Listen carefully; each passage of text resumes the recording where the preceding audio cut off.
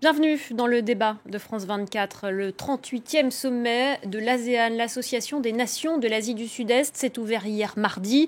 Un sommet de 3 jours par visioconférence. Cette fois, ils ne sont que 9 et non pas 10, puisque la Birmanie n'y participe pas. Le chef de la junte en a été exclu. Le pays a donc décidé de boycotter le sommet. L'autre enjeu en toile de fond, c'est la rivalité sino-américaine. D'ailleurs, pour la première fois depuis 2017, les États-Unis y participent. En mettant la junte birmane à l'écart, que cherche l'ASEAN, qui traditionnellement privilégie une politique de non-ingérence? A-t-elle subi des pressions ou tente-t-elle de réaffirmer son rôle? Quant au président américain Joe Biden, quel est son objectif en participant à ce sommet où seront également présents la Chine et la Russie? Son seul but est-il de contrer l'influence chinoise dans la région? On va en débattre avec nos invités ce soir. David Camroux, chercheur honoraire au CERI, spécialiste de l'Asie du Sud-Est. Bonsoir, merci beaucoup d'être avec nous. Pascal Boniface, directeur de l'IRIS, merci également d'être sur ce plateau. Et puis, par Skype, nous sommes avec Sophie Boisseau du Rocher, chercheuse associée au centre de l'IFRI, et Alain de Chalvron, ancien grand reporter pour France 2 et ancien correspondant également pour France 2 en Asie, mais également à Washington. Merci beaucoup à tous les quatre d'être ici ce soir. On va tout d'abord écouter le sultan de Brunei qui a ouvert ce sommet, puisque c'est Brunei qui a la présidence de l'ASEAN en ce moment. Grâce à la coopération avec des partenaires extérieurs, nous avons appris que les processus dirigés par l'ASEAN continuent d'être le meilleur moyen pour nous de traiter efficacement des problèmes d'intérêt commun. Nous devons donc veiller à ce que l'architecture régionale de l'ASEAN reste renforcée et pertinente. David Camroux, l'ASEAN est souvent jugée inefficace. Comment expliquer sa décision d'exclure la junte birmane? Est-ce qu'elle a subi des pressions ou est-ce une décision de son simple fait? Il y avait à la fois la pression de l'extérieur, des États-Unis et de l'Union européenne, mais c'est surtout interne parce que la junte a tout fait pour se faire expulser. Ils n'ont même pas fait le minimum pour être invités, c'est-à-dire accepter qu'il y ait une visite de l'envoyé spécial nommé par l'ASEAN en Birmanie pour voir le mouvement démocratique, Aung San Suu Kyi et les autres leaders démocratiques qui sont emprisonnés. Donc, comme disait le président indonésien, la Birmanie, c'est un peu le brebis galeuse de la famille qui n'a pas accepté l'aide de la famille. Et donc, l'exclusion, c'est elle qui l'a cherché. Pascal Boniface, en même temps, jusque-là, l'ASEAN est restée plutôt complaisante avec les différents régimes. C'est très significatif pour cette organisation qui a normalement, je le disais, une règle de non-ingérence. C'est une première, effectivement. L'ASEAN est composée de régimes très divers. Et donc, la règle, c'était de ne pas juger le régime politique de l'autre, parce que sinon, on entrerait dans des condamnations sans fin. Contrairement à l'Union africaine ou contrairement aux organisations africaines de l'Ouest, qui de plus en plus font de la politique et, par exemple, mettent à l'écart les pays qui font des coups d'État militaires, l'ASEAN n'a jamais fait cela. Mais comme l'a dit Gavin Camroux, on peut dire que la Birmanie était allée vraiment trop loin pour continuer à faire partie de la famille. Et je ne pense pas que ça soit dû aux pressions extérieures, parce que les pressions extérieures devaient être de deux côtés. Les États-Unis devaient plaider pour l'exclusion, la Chine pour la non-exclusion. Ils n'ont pas vraiment exclu. Ils n'ont pas invité disons qu'il n'y a pas d'exclusion, ça oui, effectivement. Mais il y a une première, le sens où, il manque, le siège de la Birmanie sera vide, c'est une première. Et donc, je pense que c'est effectivement, peut-être que l'ASEAN va aussi commencer un peu à monter le ton, à faire un peu plus attention, même si, encore une fois, la tradition, c'est quand même la non-ingérence politique. L'ASEAN, ce sont des nations commerçantes qui veulent la stabilité, qui cherchent et qui pensent que si il commence à y avoir des querelles sur la nature des régimes politiques, cela serait mauvais pour tout le monde. Donc, il faudra savoir si cette non-invitation de la Birmanie est une première, si c'est un précédent, ou si cela va rester une exception. Sophie Boisseau du Rocher, l'ONU a mis en garde la semaine dernière contre les risques d'une guerre civile en Birmanie. On imagine qu'une telle situation aurait des conséquences sur tous ces pays de la région. Ça explique ce changement de l'attitude de l'ASEAN ? Écoutez, ce qui est clair, c'est que pendant la dernière Assemblée générale des Nations Unies, le sujet Birmanie-Myanmar était dans les conversations. Et donc, il y a eu effectivement, si vous voulez, des concertations entre les puissances occidentales, États-Unis, Union européenne, Australie, Japon également, pour savoir comment traiter, si vous voulez, cette situation qui ne cesse de s'envenimer. Il faut quand même avoir aussi à l'esprit qu'on est aujourd'hui dans un pays qui est au bord de la guerre civile. Donc c'est un point important. Et au fond, la décision, si vous voulez, prise par l'ASEAN va effectivement dans le sens de ce que souhaitaient les puissances occidentales, puisqu'elle permet de mettre le projecteur sur le très grand risque que l'Asie du Sud-Est vit aujourd'hui en acceptant le coup de force au Myanmar et ses conséquences sur la stabilité et la sécurité régionale en Asie du Sud-Est. Alain Chalvron, Malaisie, Indonésie, Singapour notamment, qui ont les régimes les plus démocratiques, ont envie, avec cette forme d'exclusion de la Birmanie, en n'invitant pas le chef de la junte, de donner des gages à la communauté internationale ? Oui, c'est vrai que ce sont des pays, disons, moins dictatoriaux, sinon tout à fait démocratiques, et donc une volonté quand même de marquer une différence avec ce régime birman. Mais je crois que surtout les Birmans sont allés beaucoup trop loin, les généraux birmans sont allés beaucoup trop loin. Comme vous le disiez tout à l'heure, on n'est pas au bord, je dirais pas au bord de la guerre civile, mais on est dans une guerre civile maintenant dans ce pays.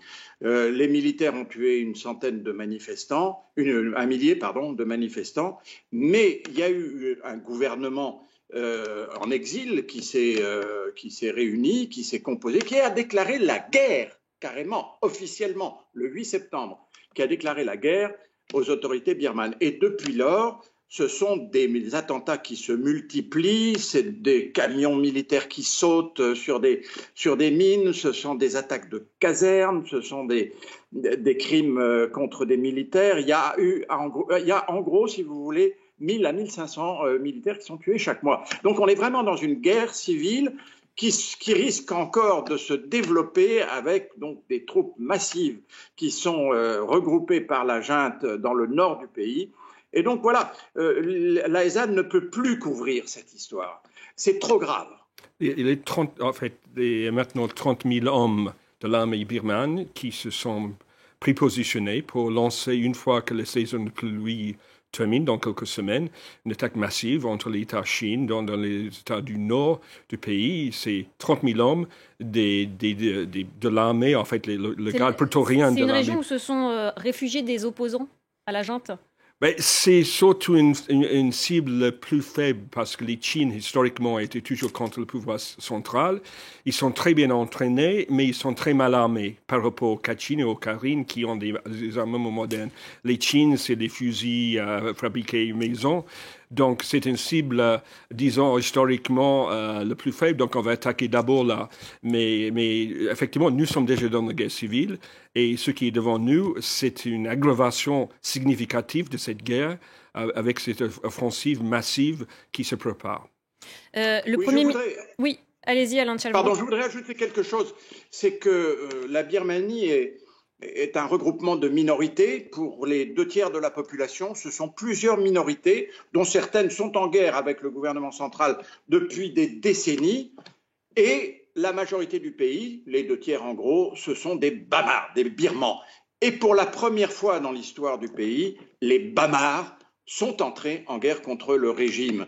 Ça a tout changé en Birmanie. Et c'est un regroupement entre ces guérillas locales traditionnelles et le peuple Bamar qui fait que c'est un vrai danger pour le régime qui répond d'une façon aussi violente. Pascal Boniface, est-ce que l'ASEAN pourrait aller encore plus loin ? Le Premier ministre thaïlandais, hier, à l'ouverture de ce sommet, a dit que l'ASEAN jouait sa crédibilité. Oui, effectivement, et la Thaïlande a elle-même des problèmes politiques importants et ils ne sont pas tout à fait à l'aise quand même avec les notions de démocratie. Mais effectivement, il faut voir si l'ASEAN se transforme et devient un peu plus active ou exigeante avec ses propres membres sur, disons, le respect minimum de certains standards. sans aller jusqu'à... On voit bien ce qui s'est passé en Afrique. En Afrique, au départ, c'était la non-ingérence. Les organisations panafricaines ne voulaient surtout pas se mêler de ce qui se passait dans chacun des pays. Et après, ils ont dit qu'effectivement, leur crédibilité était en jeu. Et l'ASEAN est quand même soumis à des tourments, notamment, on va certainement en parler dans la deuxième partie, la rivalité Chine-États-Unis qui s'exerce et ils sont un peu aux premières loges de cette rivalité. Donc, ils cherchent un peu à échapper aux confrontations. Une fois encore, leur objectif, c'est quand même de pouvoir commercer paisiblement, d'assurer la croissance, d'assurer la sécurité, la stabilité des régimes, etc. Et s'il y avait un exode massif en provenance du Myanmar... Il y a déjà les Rohingyas. Voilà. Mais s'il y avait donc une seconde vague massive au cas où effectivement les violences se développent, aucun pays n'a envie d'accueillir des centaines de milliers de réfugiés. Donc c'est ça aussi qui est en jeu par rapport à l'argumentation. Oui, la crédibilité de l'ASEAN, comme disait le Premier ministre Time, et tous les dirigeants de l'ASEAN le disent, est en jeu. Il y a trois choses en jeu. C'est ce qu'on appelle la ASEAN Way, en fait, le modèle de consensus, la décision par le consensus. Ça ne marche pas avec le Birmanie. La deuxième chose qui est en jeu, c'est la question de non-ingérence. L'ASEAN a très bien réussi de créer une sorte de communauté de sécurité entre les pays membres. Mais à l'intérieur des pays membres, son rôle est mis en cause, est minime. Et la troisième chose qui est mise en cause, c'est la centralité de l'ASEAN. C'est-à-dire la centralité de l'ASEAN par rapport aux grandes puissances, les États-Unis et la Chine, et par rapport tous les voisins. On va en revenir. Justement, Sophie Boisseau-du-Rocher, pour finir sur la Birmanie, la junte birmane accuse les États-Unis d'être derrière leur exclusion. Oui, alors ça, si vous voulez, c'est évidemment une accusation, je dirais, défensive. Hein. La junte birmane, il faut bien comprendre qu'elle n'est pas légitime. Elle n'est pas légitime au regard des Birmans, elle n'est pas légitime dans la région. Elle n'est pas légitime auprès de la communauté internationale. Seuls quelques rares pays, on en parlera évidemment, la soutiennent. Donc, si vous voulez, ce qui paraît évident 9 mois après le coup d'État du 1er février, c'est que ce coup d'État est un échec et que l'armée n'avait absolument pas prévu les difficultés auxquelles elle allait devoir répondre. Donc ça, c'est un premier point. L'autre point sur lequel j'aimerais insister sur l'ASEAN, c'est qu'on est tout simplement dans une crise très profonde de légitimité de l'association. Légitimité qui est remise en cause régulièrement depuis plusieurs années et qui a été certainement accélérée avec la crise sanitaire que la région a connue comme ailleurs dans le monde. Donc, si vous voulez, il y a aujourd'hui une accumulation de crises que tout simplement l'ASEAN est incapable parce qu'elle n'a pas les instruments pour la gérer. Et au fond, elle n'a aucun, si vous voulez, instrument régionaux, institutionnels pour faire pression sur la junte. Le seul instrument qu'elle ait, c'est d'exposer, si vous voulez, la faiblesse de la junte aujourd'hui à Naypyidaw, et c'est ce qu'elle fait parce que c'est une façon de faire pression sur les militaires. Néanmoins, moi je suis on en reparlera probablement, mais je suis très sceptique sur la capacité des pays membres à véritablement modifier les règles du jeu intra-ASEAN et de modifier la situation au sein de chacun des pays membres. Alain de Chalvron, vous vouliez réagir. Oui. Elle a une crise de légitimité, l'ASEAN, aujourd'hui ? Elle a certainement une crise de légitimité. Elle essaye de s'en sortir aujourd'hui en boycottant ainsi la Birmanie. Mais je pense qu'il faudrait quand même dire un mot d'Aung San Suu Kyi, parce que c'est tout de même le symbole de la démocratie birmane. Bon, Aung San Suu Kyi était députée depuis 2012. Elle a gagné des élections par un raz-de-marée récemment, juste avant le coup d'État, et c'est pour ça qu'il y a eu un coup d'État. Elle est maintenant en prison, dans une prison probablement plus dure que celle qu'elle a eue. Elle est restée une vingtaine d'années en résidence surveillée avant, mais c'était dans sa propre maison. Là, on ne sait pas trop où elle est. On a quelques photos d'elle au procès qu'on est en train de lui monter pour des motifs absolument extravagants du genre possession de talkie-walkie. Vous voyez, c'est grave, effectivement. Et le fait que Aung San Suu Kyi, qui est ce symbole, soit en prison, joue sans doute quelque part un rôle quand même dans la position de l'ASEAN. David Camroux, ça joue un rôle Mais en fait, les juntes a tiré une balle dans le pied parce qu'en mettant Aung San Suu Kyi en prison, ils ont fait émerger une nouvelle génération qui ont pris la main en fait du mouvement démocratique. Donc Aung San Suu Kyi reste toujours ce symbole, le maire Suu, mais maintenant c'est une autre génération et n'est plus question qu'on revient à la Constitution de 2008 qui donnait des grands pouvoirs aux militaires. Maintenant, nous sommes dans une situation beaucoup plus révolutionnaire où on demande simplement le rétablissement de l'armée, la rétablissement de la démocratie, que l'armée rentre dans les casernes. Oui, symbole Aung San Suu Kyi, mais symbole quand même très largement abîmé du fait de son silence complice par rapport au massacre des Rohingyas. Elle a pendant des années finalement participé de facto à ce crime contre l'humanité parce que pour des raisons nationales, elle disait qu'elle ne voulait pas trop s'opposer à l'armée. Ça ne lui a pas servi à grand-chose puisque finalement elle a été balayée. Donc on peut dire qu'elle, qui était un peu l'icône de la liberté, prix Nobel de la paix, aujourd'hui quand même son prestige international est quand même largement dégradé.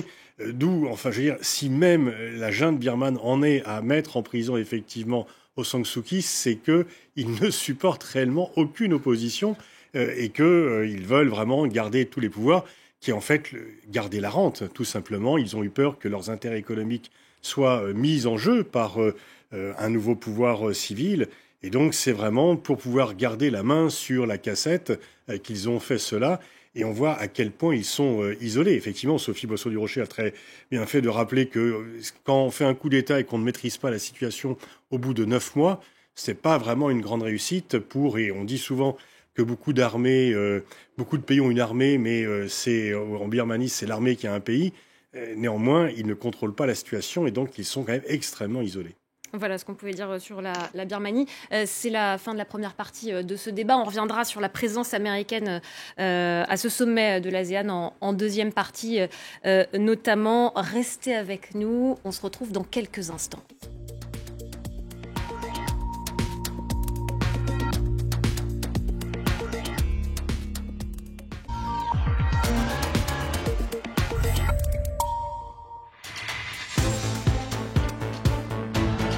Tout de suite, la deuxième partie de notre débat consacré au 38e sommet de l'ASEAN qui a débuté hier et à ses enjeux. Avec moi ce soir, David Camroux, chercheur honoraire au CERI, spécialiste de l'Asie du Sud-Est, Pascal Boniface, directeur de l'IRIS, Alain de Chalvron, ancien grand reporter à France 2, correspondant également en Asie et à Washington, et puis par Skype aussi, Sophie Boisseau-du-Rocher, chercheuse associée au Centre Asie de l'IFRI. Merci beaucoup à tous les quatre d'être ici ce soir. À ce sommet de l'ASEAN participe Joe Biden, le président américain. C'est une première depuis 2017. Donald Trump, son prédécesseur, était lui absent. À chaque fois, il a d'ailleurs annoncé hier, Joe Biden, un programme d'un montant de plus de 100 millions de dollars avec de nouvelles initiatives pour renforcer la coopération avec l'ASEAN. On va tout de suite écouter Joe Biden.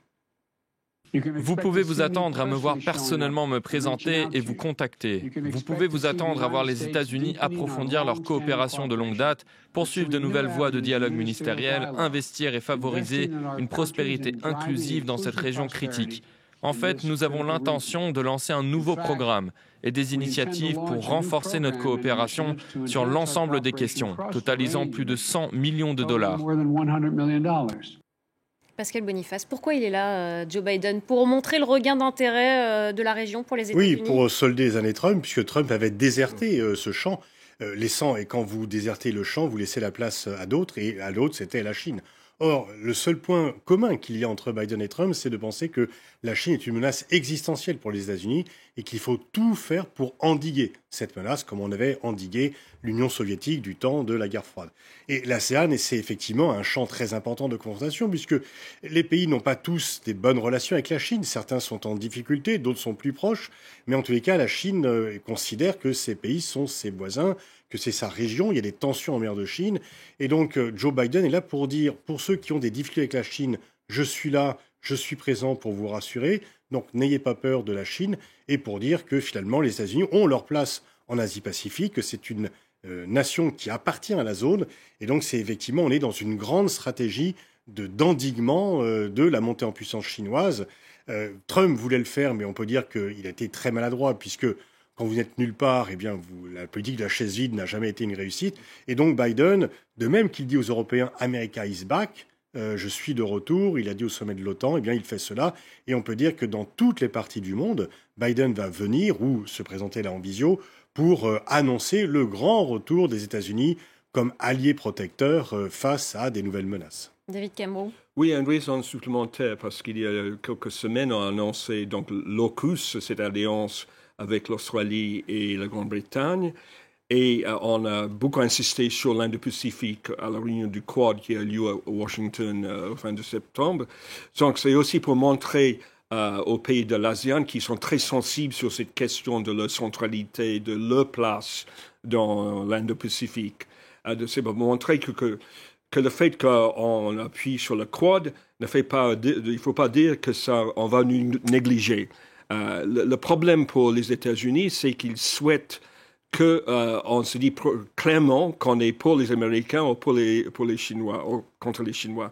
Et ce qu'ils souhaitent, surtout les pays de l'ASEAN, c'est de ne pas choisir. En fait, d'avoir le un équilibre entre les deux. Oui, l'équilibre et avoir la garantie américaine de sécurité et la locomotive économique qui est la Chine en Asie. Donc, avoir le beurre et l'argent du beurre.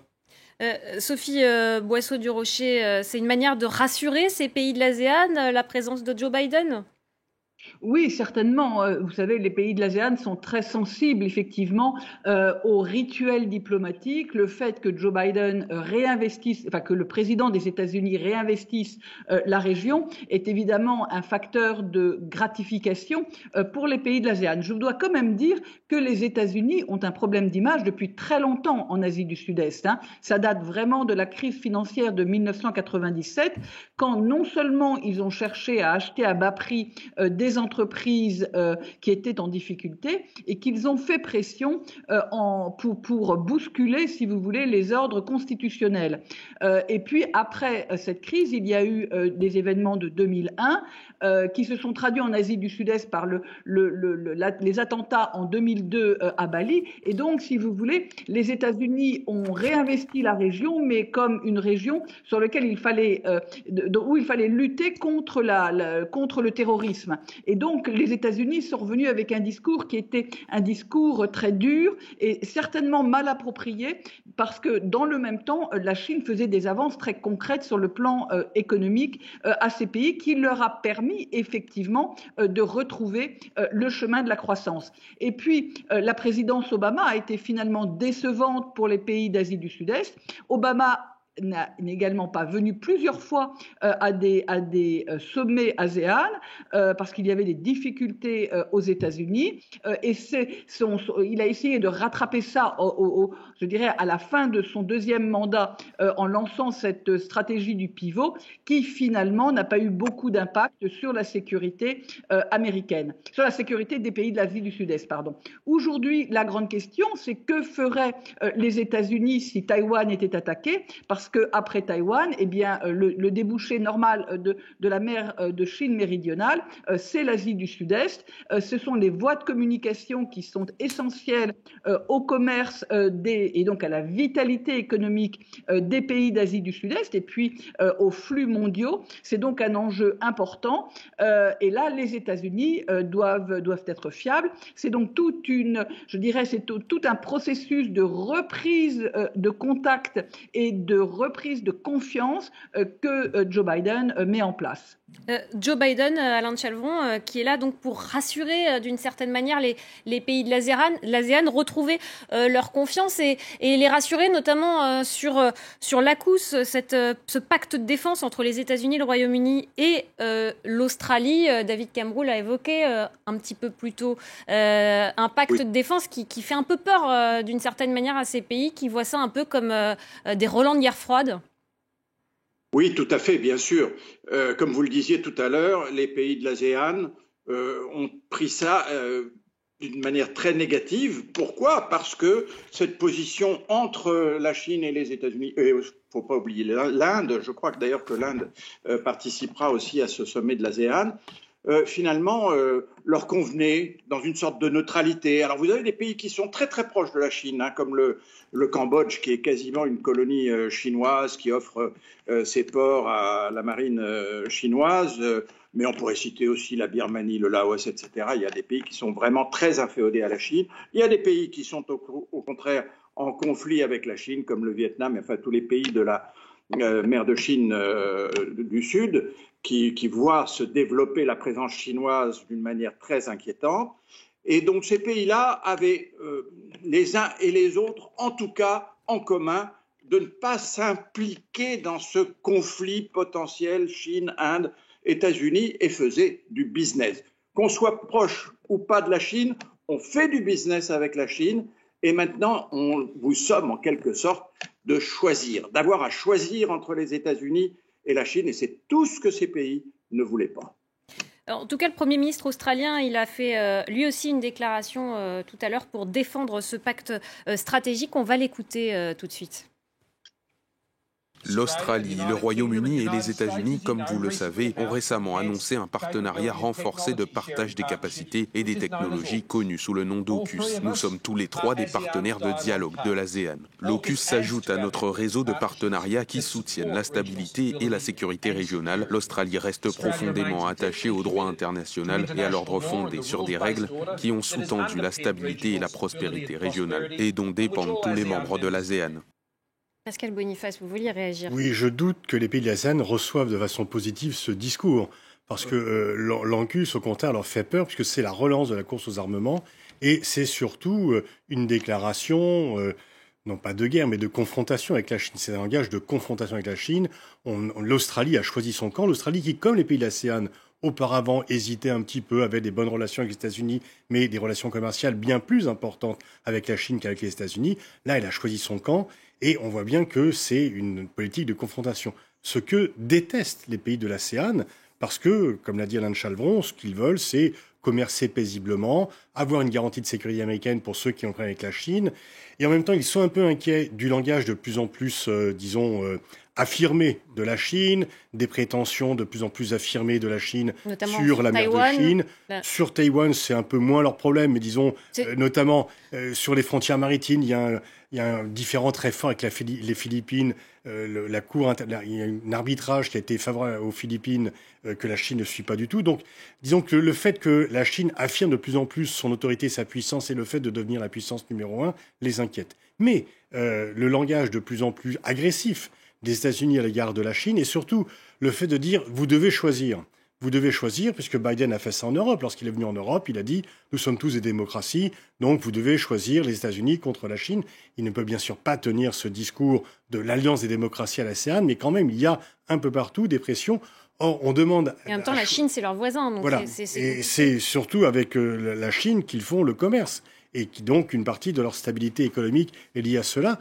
Et donc, exiger de ces pays qu'ils choisissent alors qu'ils refusent du plus profond de leur être de le faire est forcément mal vécu dans ces pays.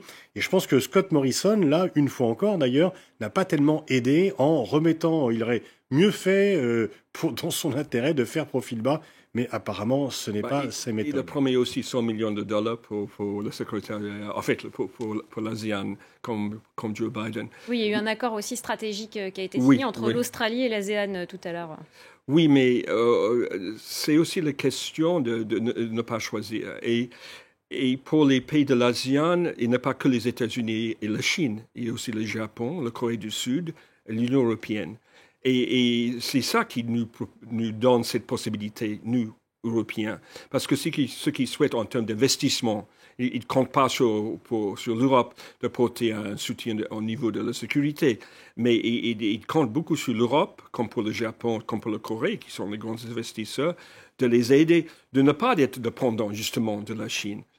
Ils en ont d'autant plus besoin aujourd'hui avec la pandémie de Covid-19. Oui, et aussi avec l'agressivité, parce que Boniface a bien affirmé de la Chine. En fait, c'est des centaines de bateaux, soi-disant de pêcheurs, mais ils sont en fait le milice maritime chinois qui se trouve un peu partout dans les eaux de l'Asie du Sud-Est. Et donc, Xi Jinping, en fait, a un peu cherché la réaction des Américains et la réaction des pays de l'ASEAN. Sophie Boisseau-du-Rocher, pour l'ASEAN, il n'est pas vraiment question, on l'a vu, de choisir son camp pour garder une certaine marge de manœuvre entre la Chine et les États-Unis. Est-ce que cette position est encore tenable dans le temps quand on voit cette atmosphère de confrontation aujourd'hui entre les deux grandes puissances ? Écoutez, elle a quand même fait ses preuves, hein, cette diplomatie du bambou qui plie sans vraiment casser. Elle a fait ses preuves pendant la guerre froide et l'ASEAN a véritablement été aussi un terrain de rapprochement et en tout cas de contact diplomatique quand d'autres lieux étaient trop chargés, si vous voulez, sur le plan idéologique. Donc peut-être que là aussi, l'ASEAN a un rôle à jouer. De toute façon, elle aura un rôle évident puisqu'elle est au centre, si vous voulez, de cet Indo-Pacifique, de ce nouvel espace Indo-Pacifique. Elle est donc déterminante pour les pays occidentaux à ce titre. Elle est déterminante pour la Chine aussi pour ses flux commerciaux et son déploiement de puissance. Donc, je crois que personne n'a intérêt à casser l'ASEAN et l'ASEAN le sait et donc va capitaliser là-dessus. Ce que je veux quand même dire qui est vraiment important, c'est que et c'est un point nouveau là dans le discours de Joe Biden, c'est qu'effectivement les investissements sont devenus, si vous voulez, un outil idéologique, parce que ce qu'il faut bien comprendre, c'est que dans les difficultés structurelles dans lesquelles se trouvent les économies d'Asie du Sud-Est, comme par exemple des infrastructures qui sont chroniquement insuffisantes, la Chine est un pays qui apporte des solutions, qui investit. Alors la Chine ne le fait pas évidemment de façon désintéressée. Il y a certainement des ambitions géopolitiques derrière tous ces investissements, mais aujourd'hui, si vous voulez, les machines économiques, si indispensables pour tenir la stabilité, les machines économiques sont entretenues de plus en plus par la Chine. Donc ce qu'a voulu dire symboliquement aussi Joe Biden ou le Premier ministre australien, c'est on est là également pour offrir, si vous voulez, un contrepoids à cette dépendance excessive à l'égard des flux financiers chinois. Alain de Chalvron, c'est important ce contrepoids ? Ça sera difficile d'être un vrai contrepoids à la Chine. Il faudra vraiment mettre beaucoup d'argent. Je vous donne un seul exemple. Par exemple, les Chinois sont en train de construire une ligne de TGV qui va couvrir le Laos et la Thaïlande et peut-être même aller jusqu'à Singapour. C'est des centaines et des centaines de millions de dollars, probablement même des milliards. Est-ce que les États-Unis vont construire une ligne de chemin de fer entre les États-Unis et l'Asie du Sud-Est? Non, naturellement pas. Mais ils vont même pas construire une ligne de chemin de fer qui pourrait relier, par exemple, l'Asie du Sud-Est à l'Inde, qui est un de leurs points d'application en Asie. Oui, un contrepoids, oui, c'est vrai aussi que les États-Unis sont riches, mais vraiment, je crois qu'ils sont très loin de pouvoir faire autant que la Chine. David Camroux, vous y réagir. Mais en même temps, ces investissements n'ont pas acheté l'amitié. Ce qui me frappe, c'est l'opinion défavorable dans les élites en Asie du Sud-Est par rapport à la Chine. On veut bien accepter les renminbi, c'est une chose, mais on ne veut surtout pas accepter l'idéologie d'un parti unique et surtout le fait qu'il y ait ces investissements chinois. On se pose des questions, est-ce que c'est vraiment intéressant pour nous? Par exemple, le chemin de fer au Laos, c'est pas les Laotiens qui vont bénéficier. Ce chemin de fer va vers la Thaïlande, ensuite vers Singapour. Mais c'est les Laotiens qui vont s'endetter pour le payer. Donc, on pose de plus en plus de questions. Est-ce que cet endettement, cette dépendance de la Chine est vraiment dans l'intérêt de nos peuples? Et la société civile en Asie du Sud-Est montre les signes historiquement très sinophobes plutôt que sinophiles. C'est pareil dans tous les pays où... En Malaisie, ils ont refusé, effectivement, l'ancien Premier ministre Mahathir, pourtant très proche de la Chine, a refusé, a dénoncé le caractère un peu impérial du projet des routes de la soie, qui est un projet pharaonique de construction d'infrastructures, parce qu'effectivement, il y a ce qu'on appelle le piège de la dette. Et très souvent, il y a des infrastructures qui sont créées, donc c'est bien, ça fait marcher le commerce, mais si la dette est trop importante et qu'elle n'est pas soutenable, eh bien c'est un piège. Et là, donc ce n'est bénéfique que pour la Chine finalement. Il faut voir au cas par cas, parce que parfois ça peut être bénéfique pour le pays dans lequel il y a investissement, et c'est mieux d'investir dans les infrastructures que dans les conflits et dans la course aux armements. Mais si vous avez une dette trop importante, et c'est le cas dans certains pays, l'exemple du Laos est très significatif, si ça ne bénéficie pas aux populations, parce que les routes de la soie, c'est pour se faire de l'amitié, pour montrer qu'on fait des infrastructures, mais aussi pour sécuriser les exportations chinoises et sécuriser les approvisionnements chinois. Donc la Chine poursuit ses intérêts, elle n'est pas dans l'intérêt des autres nations. Non, alors c'est vrai que... Alain de Chalvron, vous vouliez réagir? Si je peux ajouter un mot. Oui, d'une façon générale, c'est la fameuse diplomatie de la dette que la Chine impose dans le monde entier, y compris en Europe. On connaît l'histoire du Monténégro avec son autoroute qui coûte des milliards. Mais je dirais aussi, et pour revenir un peu sur cette impopularité des Chinois dans la région, c'est que toute la partie, je dirais, investissement privé, c'est-à-dire les usines chinoises qui se sont multipliées dans la région, en particulier au Cambodge, les méthodes de gouvernement de ces entreprises privées sont terribles, en général sur le plan social, et provoquent effectivement une certaine hostilité. Quant aux investissements publics, effectivement, là aussi, ils profitent naturellement au pays, mais ce sont des ouvriers chinois qui travaillent, c'est des capitaux chinois, donc là aussi, il y a un rejet. Il y a un rejet à la fois de ce qui est public et de ce qui est privé. Un dernier petit mot, Sophie Boisseau-Durocher, car on n'a plus beaucoup de temps. Il nous reste à peine une minute. La Russie aussi participe à ce sommet. Que vient faire Moscou concrètement à ce sommet de l'ASEAN ? D'abord, Moscou voudrait profiter d'une potentielle croissance des pays d'Asie du Sud-Est, des populations importantes, des marchés en expansion, etc. C'est également une région où Moscou est très actif pour la vente d'armes, les ventes d'armes. C'est donc un marché prioritaire pour la Russie. Et puis, c'est un marché c'est un espace également où la Russie peut faire de l'ombre à la fois aux États-Unis, mais aussi à la Chine. Et les relations avec la Chine sont des relations de coopération, mais aussi de concurrence. L'Asie du Sud-Est est évidemment un exemple parfait de cette ambiguïté des relations sino-russes. Merci beaucoup. Voilà, c'est la fin de ce débat. Merci beaucoup, David Camroux. Merci, Pascal Boniface. Merci, Alain de Chalvron. Merci beaucoup aussi, Sophie Boisseau-Durocher. Merci à tous les quatre d'avoir été avec nous ce soir. Restez avec nous sur France 24. L'information continue.